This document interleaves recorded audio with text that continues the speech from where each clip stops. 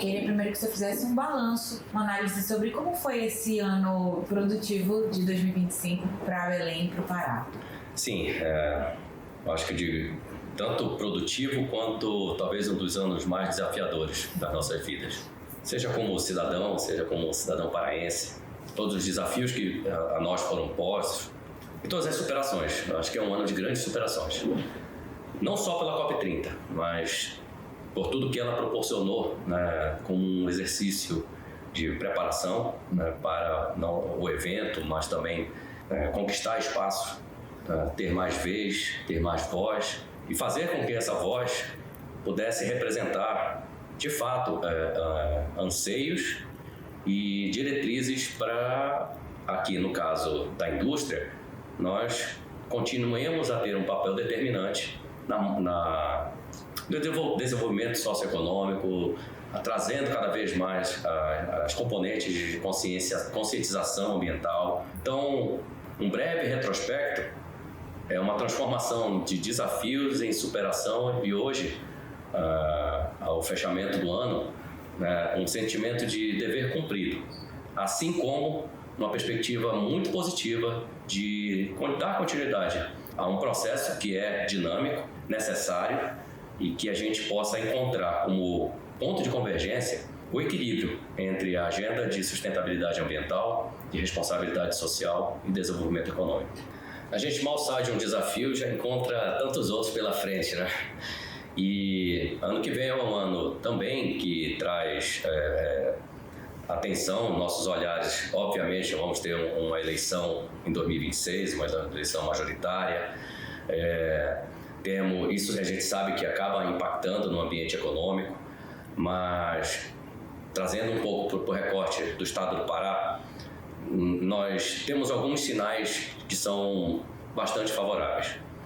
Nós temos hoje, ao fechar de 2025, uma interação mais fortificada com o setor público em geral, sempre de forma respeitosa, transparente, com defesa de interesses setoriais, industriais, mas sempre pautados naquilo que é realmente melhor para o desenvolvimento econômico, socioeconômico do nosso estado.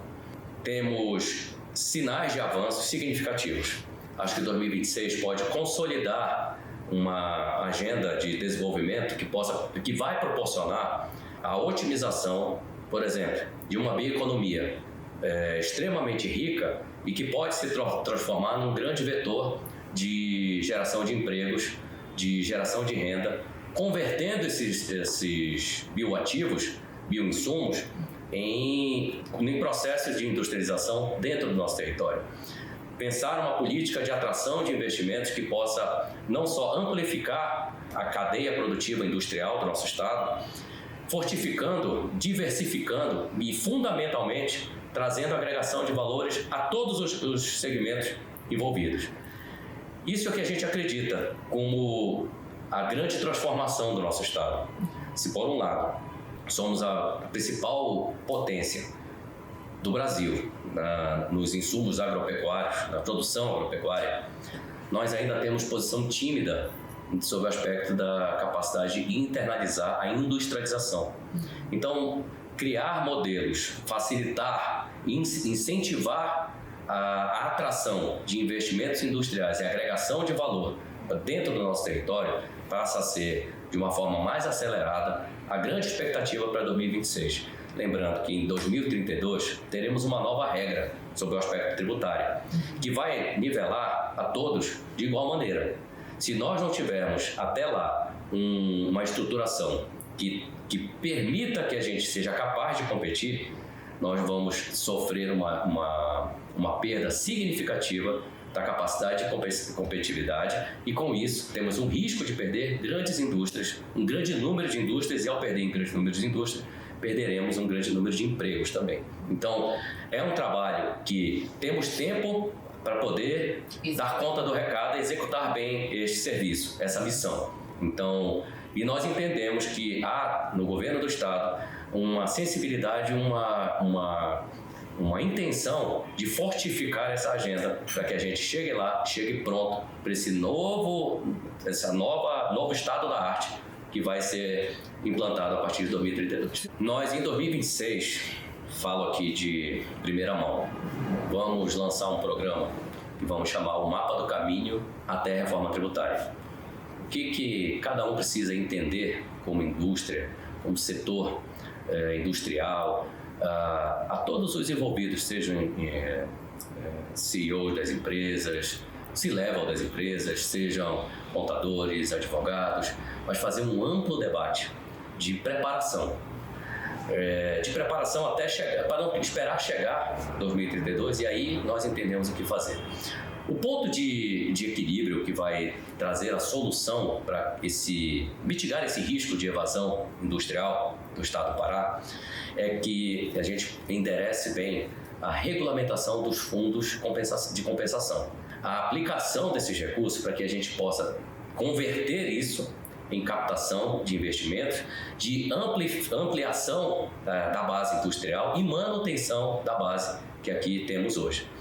Tudo que estiver envolvido dentro dessa jornada, vamos dizer, ou deste mapa do caminho, vai ser debatido até lá. A ideia é que a gente já inicie isso em 2026, faça uma profunda discussão e aprendizagem. E aprendizagem de encontrar, não se é um mapa do caminho, né, o melhor caminho para se chegar lá e se chegar bem, protegendo não só a indústria paraense, mas o encadeamento produtivo. Valorizando o encadeamento produtivo, que a gente pense de forma integral e não segmentada. A intenção não é pensar o papel da indústria, mas como a indústria é o ponto de chegada, a partir da indústria, o que se passa a ter a partir de então é a comercialização e a entrega dos produtos para o consumidor final. O que é que precisa ser entendido para que toda essa esteira produtiva seja viável e que o máximo possível esteja internalizado no Estado do Pará. A indústria do Pará, ela se destaca em nível nacional em 2025 como um dos estados que mais houve crescimento nos números de empregos, na geração de empregos dentro do nosso estado. Particularmente aqui, para a nossa realidade, a construção civil teve uma contribuição significativa, por óbvio, dado o nível, né, de concentração de investimentos, principalmente em 2025, para poder atender a demanda da COP30.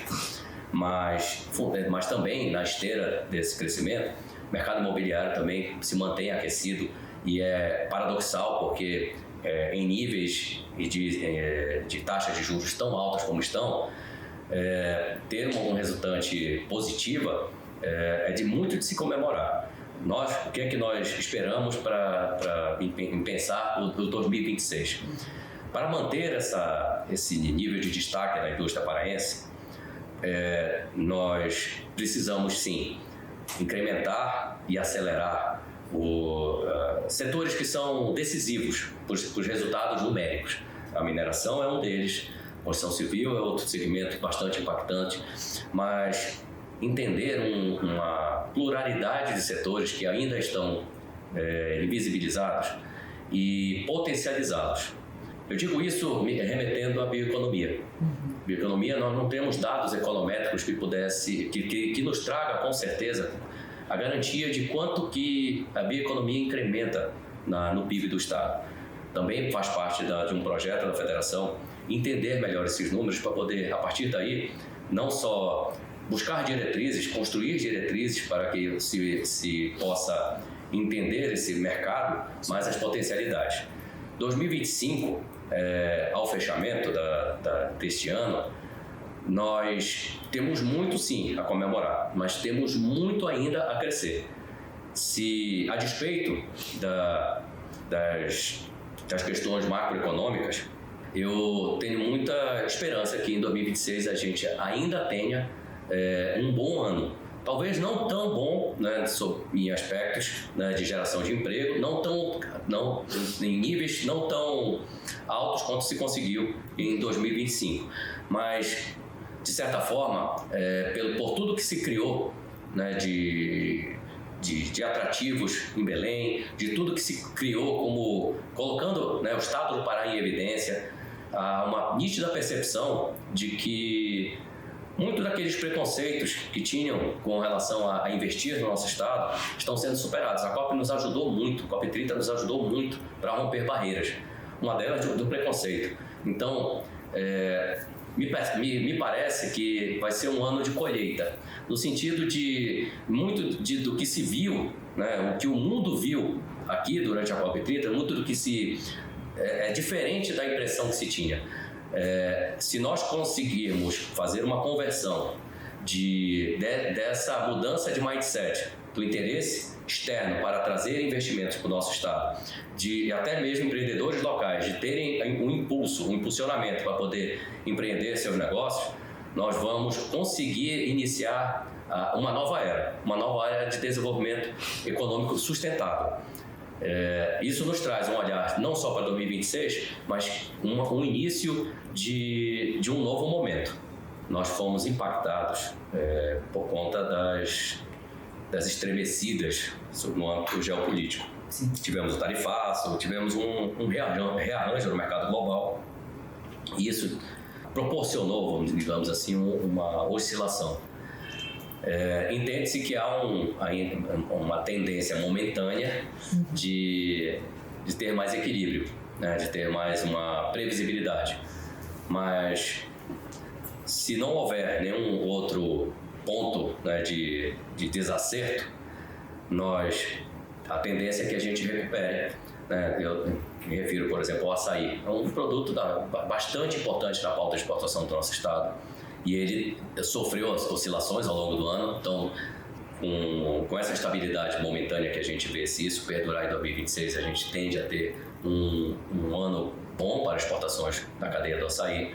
Refiro ao açaí, mas tem uma série de outros produtos também que fazem parte da pauta de exportação, produtos florestais, produtos advindos de madeira, de manejo florestal sustentável.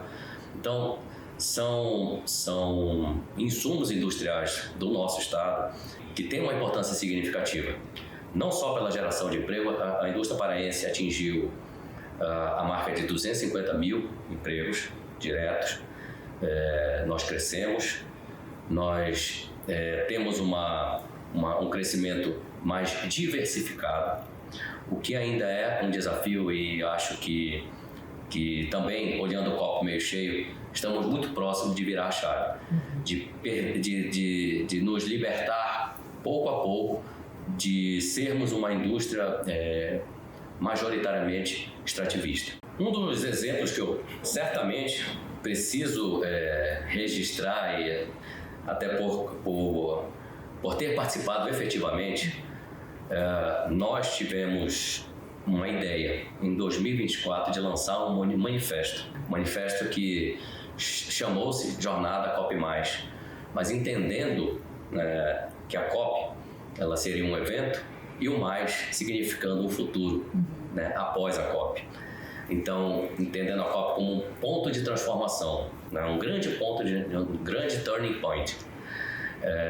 E essa jornada, ela ganhou forma, ganhou corpo, ela se multiplicou em mais de 180 pessoas atuando, de vários setores, seja do terceiro setor, da academia, do setor empresarial, uma interação de 10 eixos temáticos, 5 deles específicos e 5 transversais. Comunicação, por exemplo, e advocacy da nossa região fez parte da transversalidade. Infraestrutura também fez parte da transversalidade, porque como se pensar em bioeconomia se a gente não tem uma infraestrutura adequada para poder criar uma logística que seja minimamente competitiva? Por que não pensar em infraestrutura como um ativo social? Porque a infraestrutura adequada, ela permite que nossos alunos das comunidades rurais tenham acesso à educação de qualidade, conectividade, acesso à internet, ter a capacidade de criar uma rede de cultura, de educação. São questões básicas que tudo isso são transitórias dentro do aspecto da infraestrutura. A partir daí, pensar questões específicas como a bioeconomia, como a transição energética, né? Estamos diante de um potencial da exploração da margem equatorial, né? Se nós encontrarmos que há reservas de petróleo, ótimo para o Brasil, e melhor ainda para a nossa região, para o nosso estado, e já defendendo que os recursos advindos dos royalties precisam e necessariamente precisam estar direcionados ao fortalecimento do futuro que é a nossa riqueza, a nossa bioeconomia, transformar isso em ativos com escala e que possa coexistir atividade econômica com conservação ambiental. Então, pensar também os desafios da transformação digital, né? Nós precisamos competir com o mundo de igual para igual. Temos capacidade de ser não um problema para o Brasil, temos a capacidade de ser solução para o Brasil. Creio que esta jornada que eu me refiro trouxe não só muito conteúdo dos caminhos possíveis, não por acaso entregamos por ocasião da Semana do Clima em Nova York. Nós entregamos ao presidente André Corrêa do Lago as diretrizes para uma economia de baixo carbono. Nós nos colocamos como partícipes desse processo de transformação, né? como colaboradores daquilo que é uma agenda global. Mas não abrimos mão de dizer que, enquanto o Brasil não entender o Brasil como nação e entender que recortes regionais passam a ser guetos ou ambientes segregados, nós não vamos conseguir nos posicionar como podemos ocupar um espaço relevante no aspecto mundial, liderando a agenda de sustentabilidade e a agenda climática. Ao invés de olhar para dentro e criar os potenciais, nós ainda estamos, né, de forma imatura e perversa, né, segregando a nós mesmos. Então, nos colocamos de forma com muita altivez a defesa de uma integração nacional verdadeira, né, que nós tenhamos a Amazônia integrada ao Brasil de uma vez por todas. A infraestrutura passa a ser um grande diferencial, né, competitivo e comparativo para que o Brasil ocupe na agenda de sustentabilidade, na agenda de clima, na agenda geopolítica, uma posição relevante e muito estratégica para que possa defender sua soberania e seus interesses como nação.